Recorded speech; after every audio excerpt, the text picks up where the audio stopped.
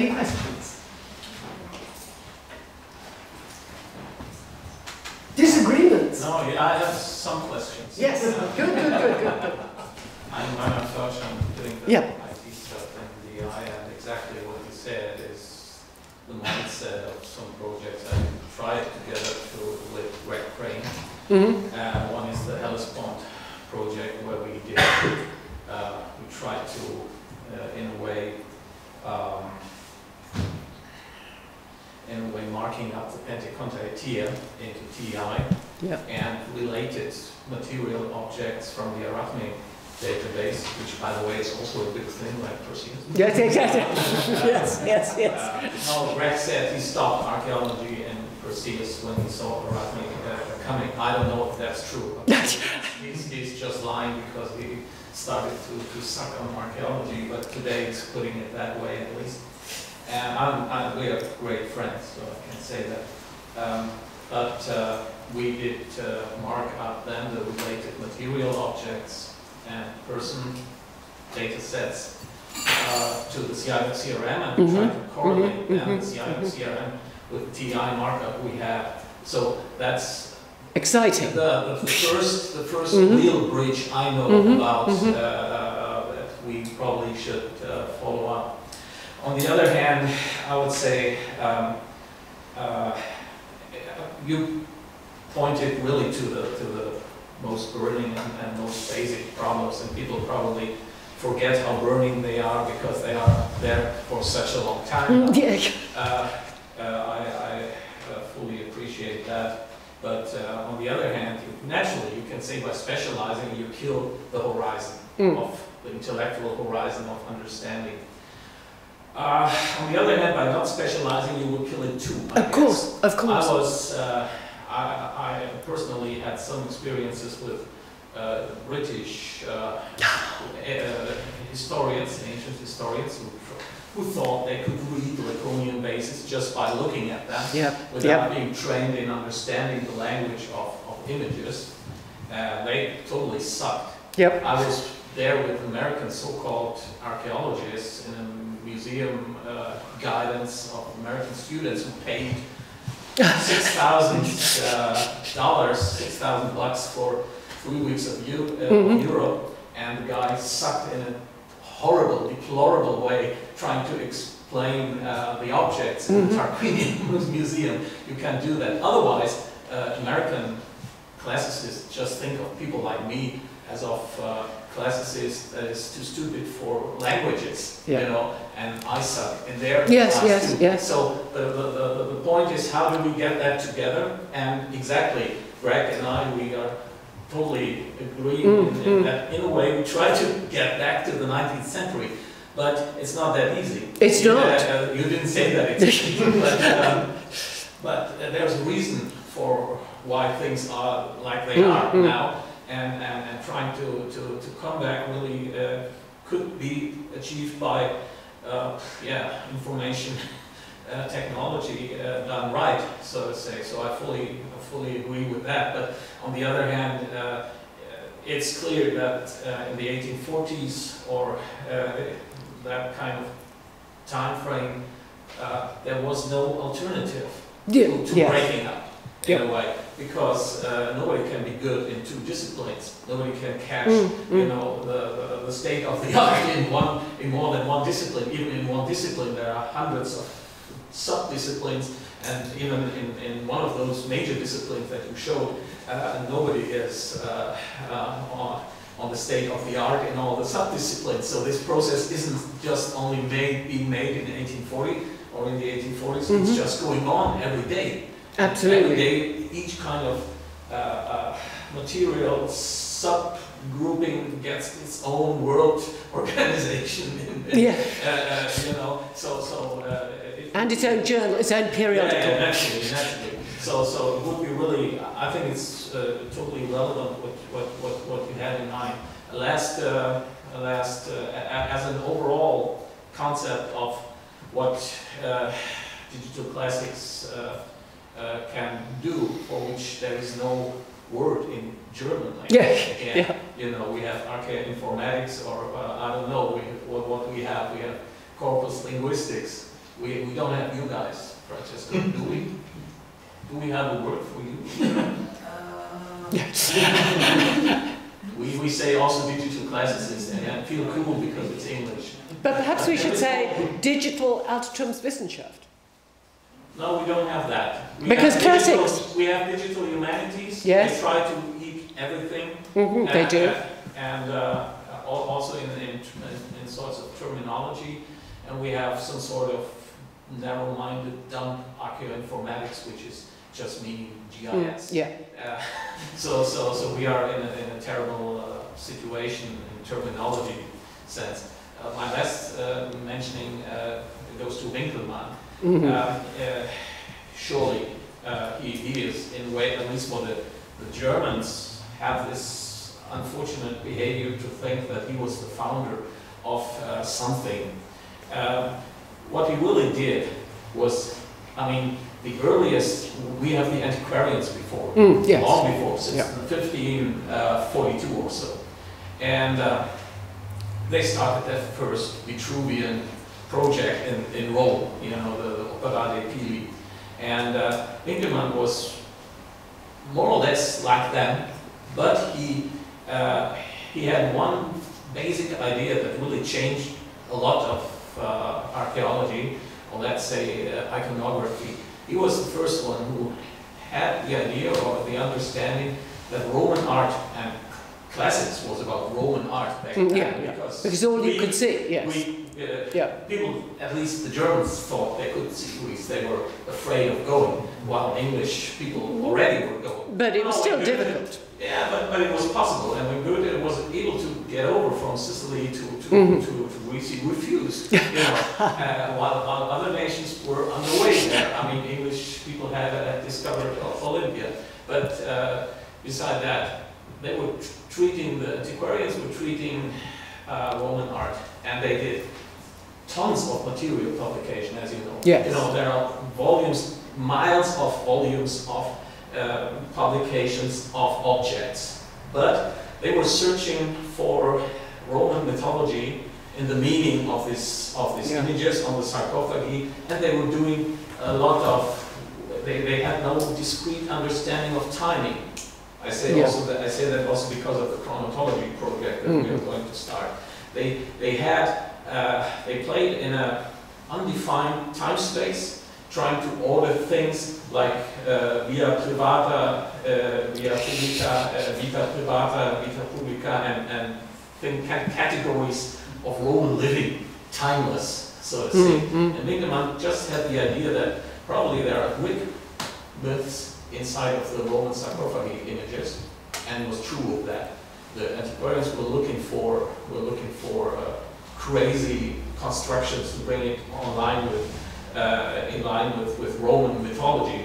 There isn't much, or at least Virgilian Roman mythology is not really publicly shared one compared to the Greek mythology. And he started trying to date things in sequence.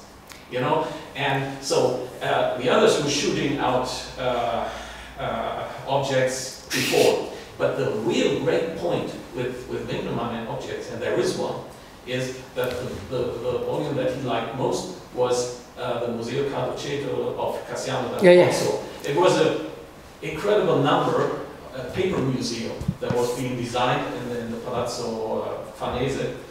He went over to the Campo dei Fiori and sent boys to buy fish that he was able to draw them in the Palazzo Farnese, 100 meters away. And he also drew lots of antiquarian objects, you know, and he liked, it was a database more or less, because it was a textless collection of object drawings, and he was unconsoled when that has been sold by the Pope over to the British Museum, because then he couldn't work with that anymore. So Winkelmann and objects, the real point is even more digital in a way than normally people think. But he wanted to have the objects extracted out of books as simple, you know, data sets, as simple drawings using them without metadata that were wrong. Yes. That was the point he had against the objects in the books, because he said we have to start to order them and sort them anew. We must sort them in different ways. That's all digital. That's what you couldn't do with a prescribed ordering of objects in the antiquarians books. And he didn't want metadata that is fixed to the object. He said we have an understanding of the object, and we must keep it separate. You know. So there is a very important and very interesting point in Winkelmann as starting an object philosophy, so to say, or conceptualization in his time.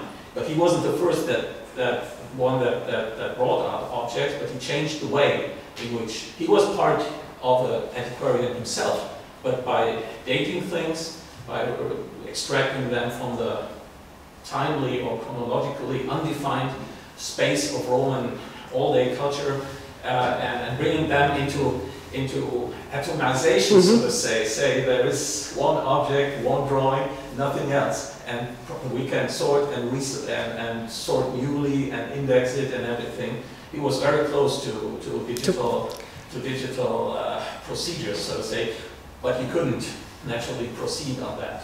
But it's the beginning. One of the interesting things, I think, for us in our digitization is the big question of who does what.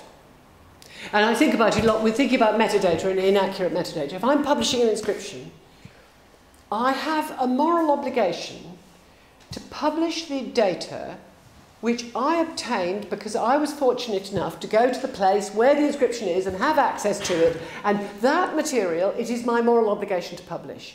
The rest of it, which is my interpretation, will, if things go well, be replaced by something better. That's what you want to have happen. And there's this interesting distinction, but I do think one has a moral obligation, as I say, to publish this stuff. But what I'm longing to have happen, what I think, it hasn't really happened with the Aphrodisia stuff, but which I think may happen more with the Tripolitania stuff because it's Latin, bigger audience, is that people will download the stuff and reprocess it for their own purpose. Now, academics still find that. When I say that to people, I say it's yours to download, you can see them thinking there's a trick here. You know, she doesn't, that sentence has no semantic value. She means something else. Yeah. Just a related point to that, I mean, it seems, and my background is more on the archaeology side, but you're describing this sort of going back to the future with all the digital technology. In some ways, I almost feel like there's a sort of like a parallel field of classics that's developing, which is sort of centered around the digitization efforts. And in some ways, I'm wondering if it's because there's not a huge amount of articulation with more, I guess, mainstream classics, which still publishes in exactly the same way as this was published in sort of 1970. Same thing in archaeology, where there's people might do a lot of digital field documentation. They might use GIS, whatever, use drones to take pictures of stuff, but they're publishing in exactly the same kind of journals and the same kind of goals with publication that they had in 1970. And whereas, you know, you're talking about projects like Pelagios and Perseus and you know, Pleiades, all of these different kinds of projects are all exchanging data with one another. They're building off of each other really rapidly, but that's not really entering into the journals like Hesperia, or you know what I mean. That's the impatience of youth. Yeah, it's just that it's two parallel tracks that aren't crossing over so much. I think the people on one track are slightly different from the people on the other. I mean, I think I felt like this because I don't think, you know, you'll be around to see the changes when I'm gone, as it were. I'm quite aware that there's lots more that has to happen, and of course all the things we're talking about, none of them are technical, they are all social. It's all about the rhetoric of scholarship and the way, mind you, there's one element, I have enormous confidence in economic collapse. There's nothing more likely to make digital publication successful than your library turning around and saying, we cannot afford to buy this book you've just said you need. And what the publishers are, this is the Epigraphic Congress held in Berlin last year. Yeah. Now, what they're not telling us is what the number of copies is that they are actually producing now. But I went to a meeting of classical journals in London some time ago, at which the representative from Cambridge said that the sales had dropped by 25%. But what I didn't understand was that nobody seemed worried. They just said, oh, really? They said, fancy that. I think in most businesses this would be a matter of some concern. So I think there are motors that will drive this, not all of which are, people try to do the right thing. I think the economic motor may be quite important. One of the reasons I want to put stuff online is that so people can read it who cannot have any hope of getting into the 200 libraries worldwide which hold the books. I mean, one point is, it is of interest in certain kinds of businesses. Yeah. If your sales are dropping, but not in the corrupt kind of business that editing houses are doing, because they get their money, they don't get their money either from selling books, but only a small part, and when they lose money in selling books, they just cash in more in the production cost that has to be channeled through the specific disciplines from their own budgets or from third-party funding. But on the other hand, I just can say, DI in Berlin has 15 journals, and we are setting up in these days the OJS server, and we have contracts for all 15 journals to be to have a printed version. But in each contract there is a moving wall. 5 years after that, it is open access digitally, and naturally we can have contracts now that have a digital version only.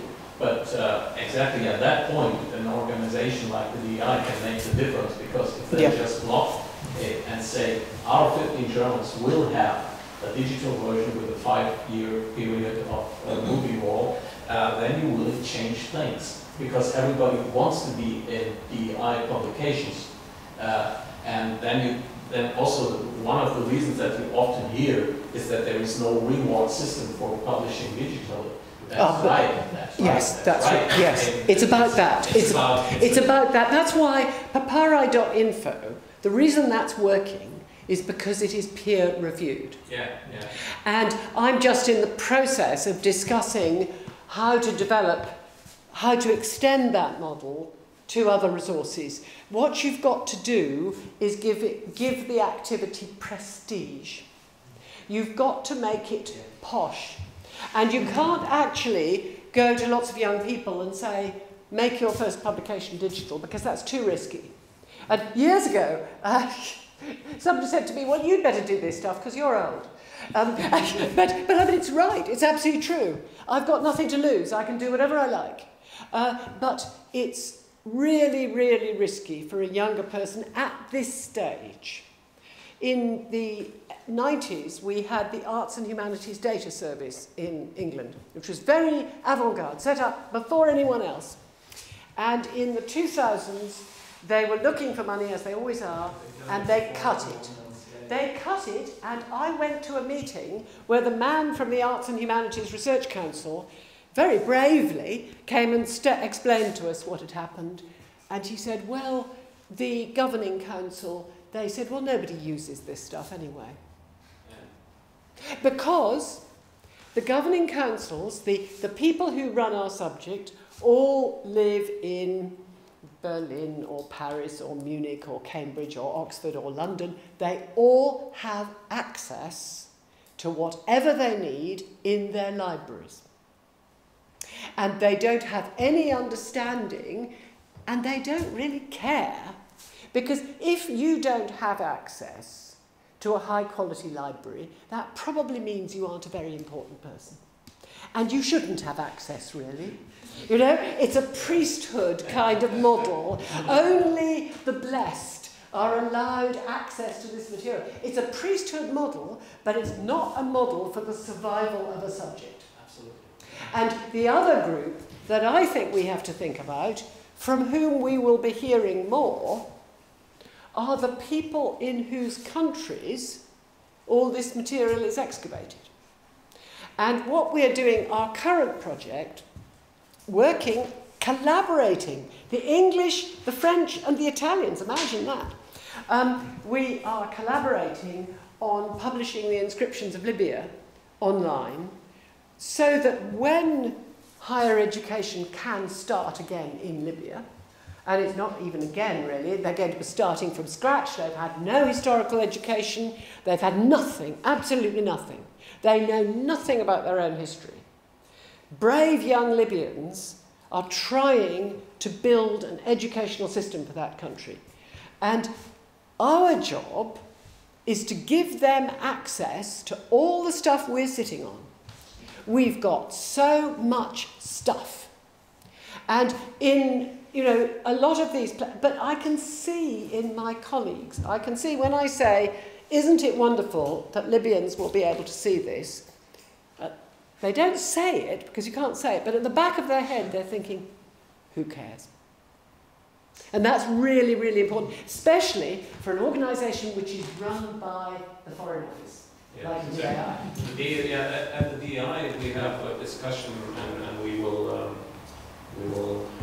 pick up on that discussion in some days with the so-called Deutsche Digitale, how's that shit called? Deutsche Digitale Bibliothek, German Digital Library. That is something that's very cool. that has been created as a sort of uncontrolled body movement after, because the brain wasn't part of the process, I guess, after Google Books came up with... Oh, that's right, we had the counteract. We had to counteract Google Books. In a way that we describe that almost physically we are still not there. And so they invented this kind of thing, Europeana, and that was drilling down to the several nations, and they made the ridiculous mistake to call it German Digital Library. When they came to the DI to ask, because as front-end producers, they just burn money and don't give a shit about the cost of keeping up operations that at least create and furnish data and curate data. They just give a shit on that, and they were just traveling around in Germany and sending emails. When do you give? When is your stuff at our house? When are you thinking about handing your stuff to us? And then we asked them, well, we have an interesting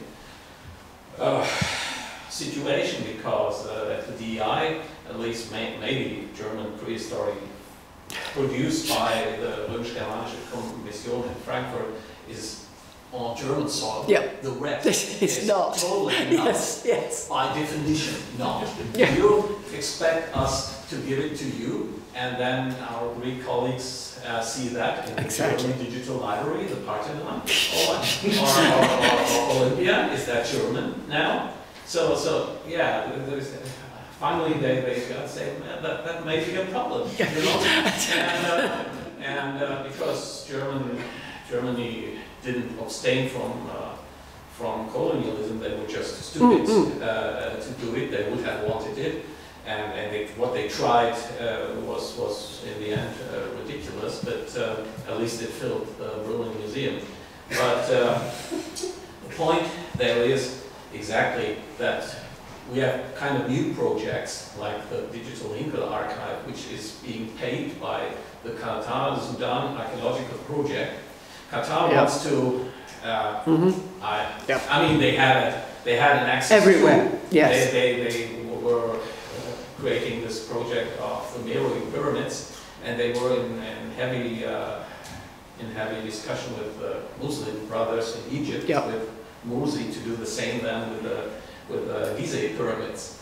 that broke down, unfortunately for them, but they are paying this stuff in Roueché, and we are doing a digitalization of the Hinkel archive. Hinkel was the Winkelmann of the Sudan archaeology, exactly also because Hinkel was the guy that had the official role of the chief housekeeper of all things in archaeology in Sudan, by the Sudanese state himself. Like Winkelmann was did oversee all archaeological stuff in the city of Rome, in a kind of public job he had there. So we are digitizing it and giving it to Sudan with an Arab version of the whole database, an English and Arab version of the gazetteer that is being used by that, and as an open access, right, Wolfgang, installable resource, so to say. So that is the kind of exactly what you say, doing projects that give back the stuff that Westerners drew out of the countries, and not saying only you can watch our website. Yes, exactly. About your stuff, but trying to really make it livable and maintainable in the environment, at least for a given time, to give it to the museum in Khartoum. It's really important, and it's important to do it in such a way that it can't then be locked up when it gets there. It needs to be utterly open. But Turkey has, I think, 82 universities. But in most of those, they don't teach humanities subjects. And the actual reason, I think, is because it's much easier to build a laboratory than to build a library. The library is a really difficult thing to make. And it's very important for us to facilitate, for as many people as possible, the study of the material that we think is important. To make it, to open that up. And at the moment, you know, De Gruyter volumes are not going to be in every museum, in every university in the world. Actually, I think it's more that the humanities are inherently subversive. Well, of course they are. That's actually why we want to get them out there. But that wasn't how I was going to sell it. You sell it as making it available, but the reason you do it is because you want the subversive spirit, which is, I used to say to my students in their final year, I do hope you're all completely subversive. And of course, they were all planning to go into banking, and they were very shocked. But it is really important to keep that open, to open that way of thinking to people. But if you work in a world where there is only one book on any topic, how on earth do you learn about contesting ideas? And the reason there's only one book is because you can only afford one book. So it really is important to get stuff out there and get it out with variety. Now, with my recent, I'm sure that you all read 11th century Greek texts every day. I mean, you see that as being the apogee of classical scholarship. But anyway, with my Greek text that we recently published, I was able to publish 5 translations, my own into English, and others which I got from the authors into German. Well, the author was dead, but I got that from his estate, Russian, Italian, and Spanish. Now, I'm not competent to judge all those translations. I don't speak all those languages that well, and Russian not at all. I'm sure that the translations are different from one another. There's no way that all those 5 scholars will have produced the same explanation of the Greek passages. But what we want is, we have the capacity to offer debate and variety. We don't have to say, we have to say, I stood in this place and I measured this stone and this is the size, this is what it came out to when I measured it. We can give that sort of data, but the rest of it should be up for grabs. And one of the technological developments I'd love to see, which I'm going to get Matteo to sort, that's his next project, is that what I would like is all those inscriptions, say in the inscriptions of Roman Tripolitanus, I'd like it to be possible for you to go and see a page with an inscription on it, and there'll be a little light flashing up there which says, this has been mentioned in the following publications. And then you would be led immediately into the discussion. And we have to avoid a sort of imperialist web. We have to avoid a web where we, you know, say, I'm going to gather everything together into a great thing. It's about discussion and communication. It's about expertise, all these wonderful specialities that we all have, but constructed in such a way that they talk to one another. That's the perfect world that we're aiming at, isn't it? And we have to be very careful of imperialism.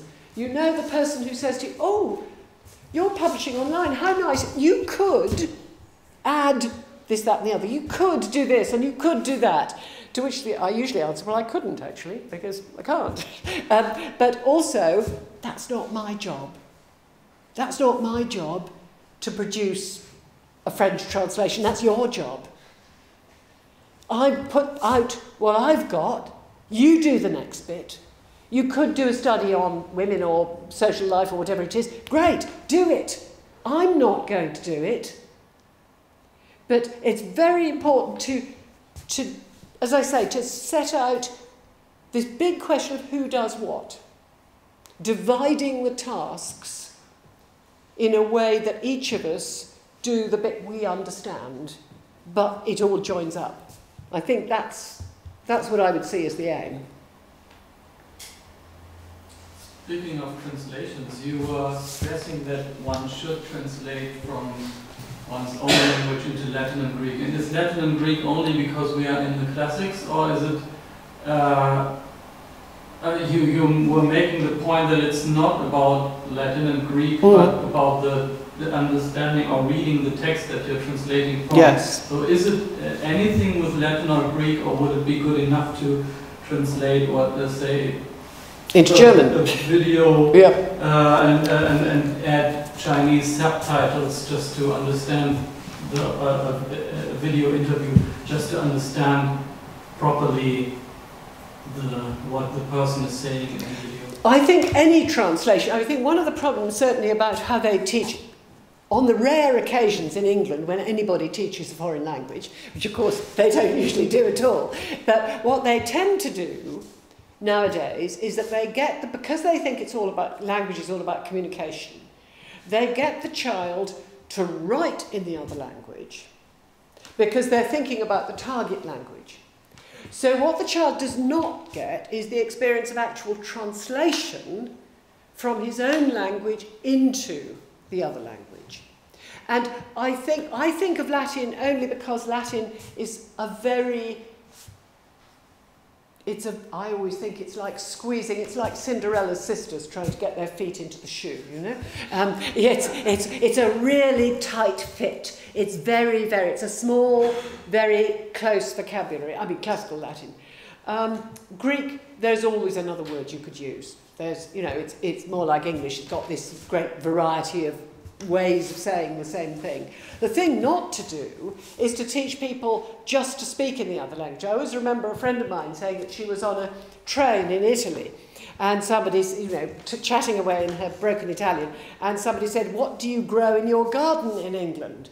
And so she said, well, peaches and grapes and melons, because those were the only things she knew the words for. And she didn't know the Italian for cabbages and Brussels sprouts and the things she actually grew in her garden. So there's the corrupting effect of the target language. But I think that it's something, it's helping people to see it's not by chance that the metaphor of language is what we use when we talk about computing. There's an intellectual process of transfer, but it can be rather obscured. If you only teach people language by just free creation, they don't learn that narrow analysis of what they've got.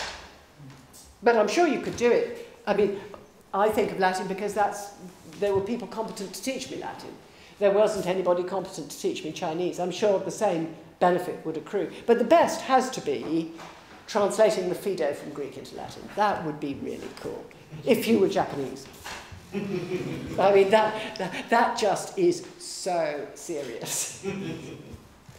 I think it's probably what people did in the 19th century. I believe it is.